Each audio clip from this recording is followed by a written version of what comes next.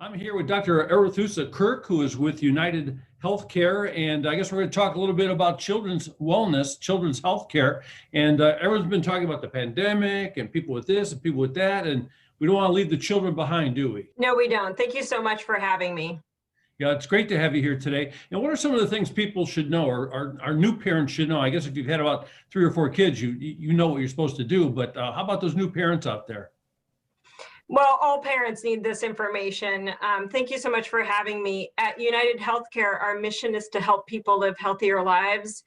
And we're really here to amplify the message of the American Academy of Pediatrics and the American College of Family Physicians that it's really time to get our kids back into their preventive well child visits. You know, telehealth has really helped us advance and make sure that kids and families have the opportunity to have their visits during COVID-19.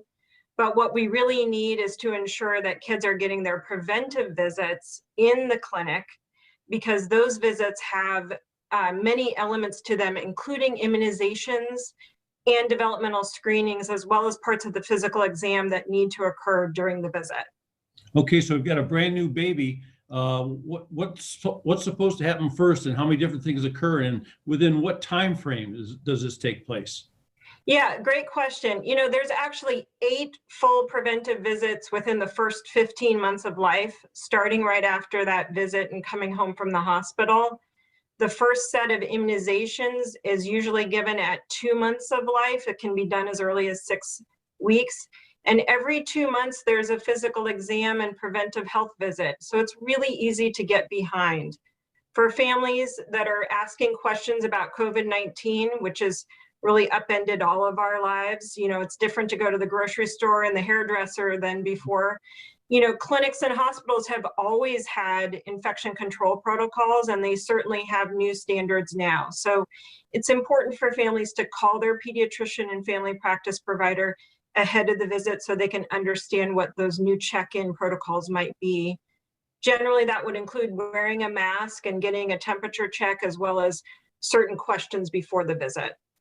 So there are families out there, parents out there, they're approaching this time when the baby's going to be born. They're like in month 7 or 8, and month 9 comes, and all of a sudden you have a baby, and maybe things aren't all put together or set up yet. How do they go about making sure that they get in this program so it all works right?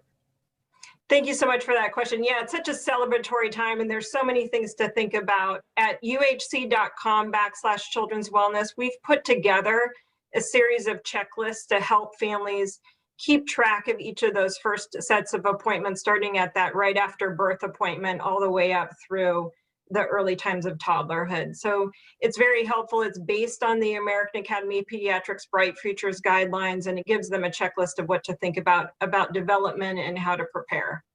And also, I remember this very clearly. I mean, it's one of those times when, you know, you bring the baby home and you go to the doctor when you're supposed to go to the doctor, but all those little times in between when you wonder in the middle of the night, or what should parents do in those situations when they wake up, they just don't know what's to do next? Well, the medical home is the most important visit to establish, or relationship to establish. So calling your pediatrician or family practice provider when you have those questions is very important. And where can they learn more if they've missed anything in this conversation? At uhc.com/children's wellness. Thank you, Dr. Arethusa Kirk. Thank you very much for joining us today and helping all those brand new parents out there, or maybe parents who forgot what they're supposed to do after 2 years ago, right? Yep. Thank you.